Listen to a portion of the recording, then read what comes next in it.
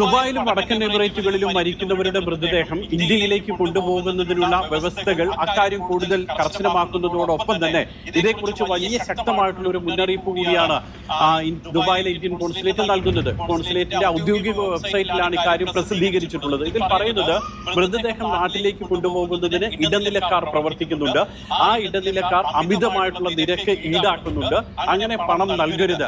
പലരും ഇത്തരത്തിലുള്ള പെരുപ്പിച്ച് കാണിച്ചിട്ടുള്ള പണം ഈ മരിച്ച ആളുകളുടെ ബന്ധുക്കളുടെ അടുത്തുനിന്ന് വാങ്ങുന്നുണ്ട്. അങ്ങനെ പണം നൽകരുത്. കൃത്യമായിട്ടുള്ള ഒരു നിരക്ക് കോൺസുലേറ്റ് നിശ്ചയിച്ചിട്ടുണ്ട്. അതിന് കോൺസുലേറ്റ് സാമ്പത്തിക സഹായം നൽകുകയും ചെയ്യും. ഇക്കാര്യത്തിൽ വലിയ ജാഗ്രത എല്ലാവരും പ്രവാസികൾ പാലിക്കണമെന്നുള്ളതാണ് ഈ പ്രധാനമായും ഈ നിർദ്ദേശത്തിൽ പറയുന്ന ഒരു കാര്യം. രണ്ടാമത്തെ കാര്യം, ഈ പൊതുപ്രവർത്തകരായിട്ടുള്ള ആളുകൾക്കൊക്കെ ഇക്കാര്യത്തിൽ ഒരു വിമർശനമോ അല്ലെങ്കിൽ അവർക്കൊരു അതൃപ്തിയോ ഉണ്ട്. കാരണം എല്ലാവരെയും ഇത്തരത്തിൽ സംശയത്തിന്റെ നിഴലിൽ നിർത്തുന്നു എന്നുള്ളതാണ് ചില പൊതുപ്രവർത്തകരോട് നമ്മൾ സംസാരിക്കുമ്പോൾ അവരൊക്കെ പങ്കുവച്ചിട്ടുള്ള ഒരു കാര്യം. മറ്റൊന്ന്, ഈ കോൺസുലേറ്റിന്റെ ഭാഗത്തു നിന്നും ഉണ്ടായിട്ടുള്ള നിർദ്ദേശങ്ങൾ അല്ലെങ്കിൽ കൂടുതൽ കർശനമായിട്ടുള്ള ഇടപെടൽ ഇപ്പോൾ ഉണ്ടായിട്ടുള്ളത്, ഒന്ന്, ഈ പാസ്പോർട്ട് മരിച്ച ആളുകളുടെ പാസ്പോർട്ടോ മറ്റു രേഖകളോ റദ്ദാക്കണമെങ്കിൽ അതിൽ രക്തബന്ധമുള്ള ആളുടെ കത്ത് വേണം, അല്ലെങ്കിൽ പവർ ഓഫ് അറ്റോർണി വേണം.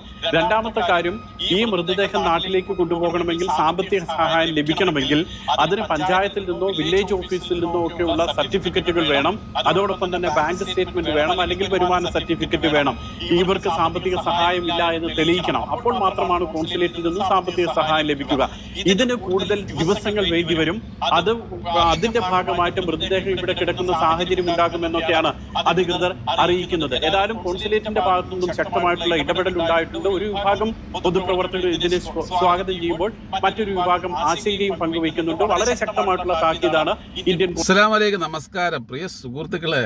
എന്താ ചെയ്യുക, പ്രവാസികൾക്ക് മരിച്ചാൽ പോലും സ്വൈരം കൊടുക്കാത്ത കുറേ ശവന്തീനികൾ.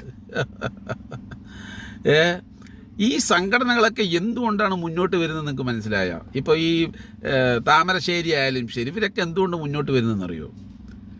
കൃത്യമായിട്ട് ഇന്ത്യൻ കൗൺസിലേറ്റ് വർക്ക് ചെയ്യാത്തതിൻ്റെ പ്രശ്നങ്ങളാണ്. ഇപ്പോൾ ഇവർ പറയുന്നത് ആ പേപ്പർ റെഡിയാക്കണം, ഈ പേപ്പർ റെഡിയാക്കണം, അതുകൊണ്ടാണ് ഈ ഒരു ബോഡിയൊക്കെ ലേറ്റായി പോകുന്നത്.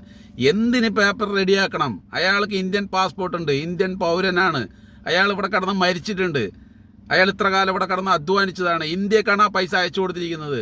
ഓരോരോ ഇന്ത്യൻ പൗരനും ആ പൈസകൾക്ക് കൊണ്ട് ഗുണം ഉണ്ടായിട്ടുണ്ട്.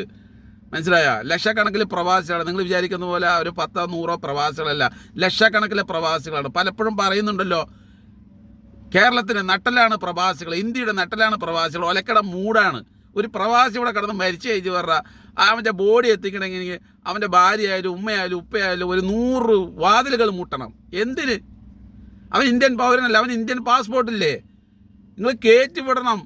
മനസ്സിലായോ? എത്രയും പെട്ടെന്ന് പേപ്പർ റെഡിയാക്കിയിട്ട് അവൻ്റെ പാസ്പോർട്ട് ക്ലിയർ ആണെങ്കിൽ അപ്പം തന്നെ കയറ്റി വിടണം, അവൻ്റെ വീട്ടിലെത്തിക്കണം. അതിനൊരു ചാർജ് ഫിക്സഡ്, ഇത്ര രൂപയാണ് ചാർജ് എന്ന് പറഞ്ഞിട്ട് നിങ്ങൾ ചെയ്തു നോക്ക്.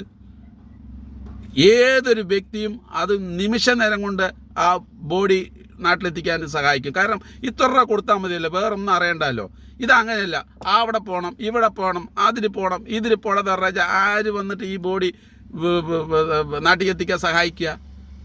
പിന്നെ ഏതെങ്കിലുമൊക്കെ ഒരു താമരശ്ശേരിനെ പോലെ ആൾക്കാർ മുന്നോട്ട് നിന്നതുകൊണ്ട്, അത് പറഞ്ഞു തരുന്നതുകൊണ്ട് ചില ആൾക്കാർ അങ്ങോട്ടും ഇങ്ങോട്ടൊക്കെ കൂട്ടുകാരന്മാരുള്ള ഒരു ബോഡി ആയതുകൊണ്ട് പെട്ടെന്ന് അവിടെ എത്തിക്കുന്നു. അല്ലെങ്കിൽ ഇവിടെ കടന്നിട്ട് ചീഞ്ഞ് ആകെ സീനായി പോകും.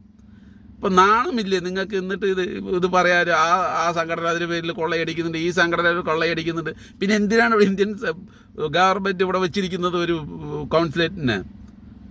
പാസ്പോർട്ടിന് നമ്മൾ അതേപോലെ തന്നെ നമ്മൾ നോർമൽ പാസ്പോർട്ട് അപേക്ഷിച്ച് കഴിഞ്ഞ് പറഞ്ഞാൽ എപ്പോൾ നോക്കിയാലും ബിസി. ഫാസ്റ്റ് അപേക്ഷിച്ച് കഴിഞ്ഞാൽ ഓൺ ദ സ്പോട്ടിൽ നമുക്ക് കിട്ടി, പിറ്റേ ദിവസം പാസ്പോർട്ട് കയറ്റി. സർവീസ് കഴിഞ്ഞാൽ വേറെ റേഞ്ചാണ്. പക്ഷേ നമ്മൾ നോർമൽ അപേക്ഷിച്ചാൽ കിട്ടില്ല. കാരണം വെച്ച് കഴിഞ്ഞാൽ അത് എമൗണ്ട് ചെറുതാണ്, മറ്റേത് എമൗണ്ട് കൂടുതലാണ്. അപ്പോൾ പൈസ ഉള്ളവനക്ക് രാജകീയ ജീവിതം, രാജകീയ മരണം. പൈസ ഇല്ലാത്ത പ്രവാസിക്ക്, കഷ്ടപ്പെട്ട് ചെറിയ ശമ്പളത്തിൽ നിൽക്കുന്ന പ്രവാസിക്ക് പിശക്കാരനെ പോലെയുള്ള ജീവിതവും, മരിച്ചു കഴിഞ്ഞാൽ പട്ടിയെ പോലെ കിടക്കുകയും. ഒന്ന് ആലോചിച്ച് നോക്ക്, പൈസ ഉള്ളവൻ്റെ പൈസ ഇല്ലാത്തവൻ്റെ അവസ്ഥ. അത് മാറണം. നിങ്ങൾ ഇന്ത്യൻ പൗരനെ എല്ലാവരെയും, അത് പണക്കാരനായാലും അത് ഇല്ലാത്തവനായാലും ശരി, മരിച്ചു കഴിഞ്ഞാൽ ഫിക്സഡ് റേറ്റ് ഇന്ന കാര്യങ്ങൾ ഇതിൻ്റെ അകത്ത് ഇന്ത്യൻ കൗൺസിലേറ്റ് ചെയ്ത് കൊടുക്കുന്നുണ്ട്. നിങ്ങളൊന്ന് പറഞ്ഞു നോക്കുക, അല്ലെങ്കിൽ നിങ്ങളൊന്ന് നിയമം വെച്ച് നോക്ക്. നിങ്ങൾ നിങ്ങളെപ്പോലെ ഒരു ലോകത്ത് ഒരു കൗൺസിലേറ്റിംഗ് ഉണ്ടാവില്ല. ഇതൊക്കെ നിങ്ങൾ വിചാരിച്ചാൽ ചെയ്യാൻ പറ്റാത്ത ഒരു സംഭവമില്ല പ്രിയ സുഹൃത്തുക്കളെ. നമ്മൾ വേദന കൊണ്ട് പറയുകയാണ്, വേറൊന്നും കൊണ്ടല്ല, വേദന കൊണ്ട് പറയുകയാണ്. കാരണം ഇത്രയും വലിയ ഇന്ത്യൻ മഹാരാജ്യത്ത് ലക്ഷക്കണക്കിന് പ്രവാസികൾ വന്ന ലോകത്ത് പല സ്ഥലത്തും കിടക്കുമ്പോൾ നിങ്ങൾക്ക് അവരുടെ കാര്യം, അവരിത്രയും നിങ്ങൾക്ക് ഇൻകമി ഉണ്ടാക്കി ഞങ്ങളുടെ രാജ്യം പുരോഗമിക്കാൻ വേണ്ടി വലിയൊരു നട്ടലായി നിൽക്കുന്നുണ്ട്.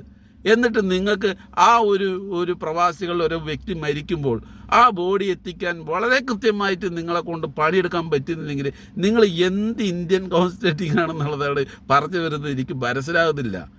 നിങ്ങളൊന്ന് ചിന്തിച്ച് നോക്ക്.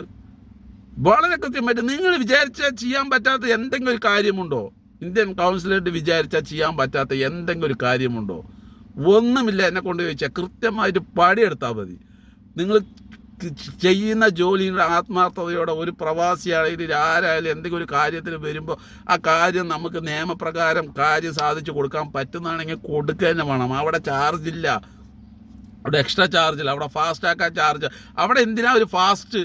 ആ ഒരു ഫാസ്റ്റ് ആകുമ്പോൾ തന്നെ പിന്നെ ഇവിടെ പാവപ്പെട്ടവൻ അവിടെ നിൽക്കുകയാണ്. പണമുള്ളവനിക്കല്ലേ അത് പറ്റുള്ളൂ, ചെയ്യാൻ പറ്റുള്ളൂ. പണം ഇല്ലാത്തവ അവിടെ നിൽക്കല്ലേ. അപ്പോൾ അവൻ വെയിറ്റ് ചെയ്യണം. അവൻ്റെ പാസ്പോർട്ട് എക്സ്പയറായി, അയ്യോ ഇനി എന്താ ചെയ്യുക, അവൻ്റെ പൈസയും ഇല്ല, അപ്പോൾ ഇത് അപ്പോയിൻമെൻറ്റും കിട്ടുന്നില്ല. അപ്പോൾ അതിനുള്ള ആളെ കൂട്ടണം നിങ്ങൾ, അതിനുള്ള വർക്ക് ചെയ്യാൻ വെക്കണം.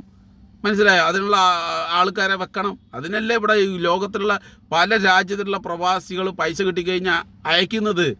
നിങ്ങൾക്ക് അതിൽ ടാക്സ് ആയിട്ടും മറ്റതായിട്ടും മറിച്ചതായിട്ടും എല്ലാം എത്രമാത്രം ലക്ഷക്കണക്കിന് രൂപയാണ് നിങ്ങൾക്ക് വരുന്നത് അല്ലേ?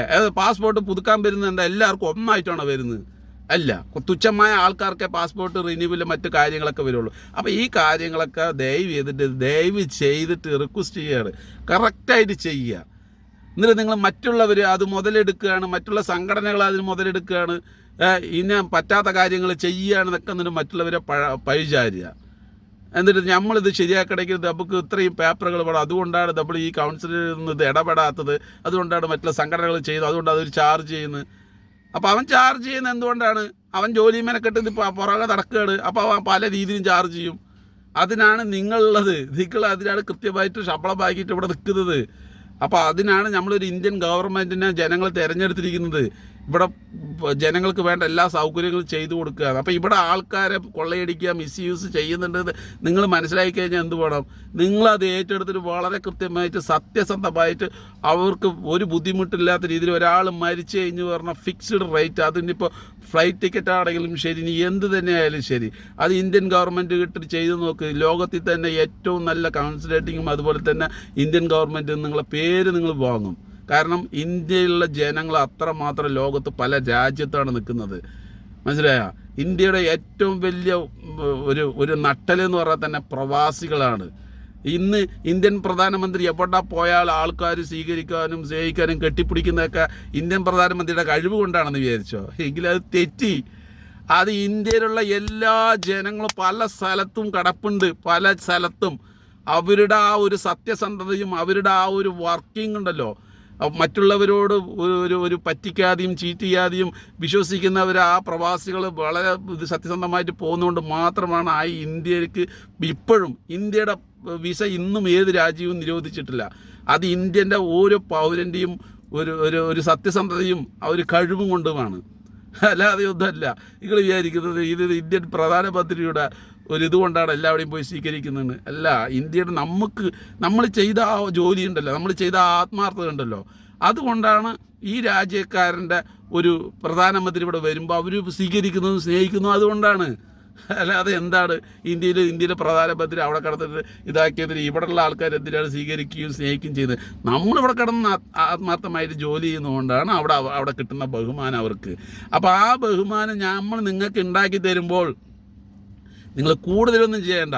ഒരു പ്രവാസിയുടെ ബോഡി കൃത്യമായിട്ട് എത്തിക്കാൻ അവന് കഴിവില്ലെങ്കിൽ അത് എത്തിക്കാനുള്ള ഒരു വഴി നിങ്ങൾക്ക് ചെയ്തു കൊടുക്കാൻ പറ്റില്ലേ?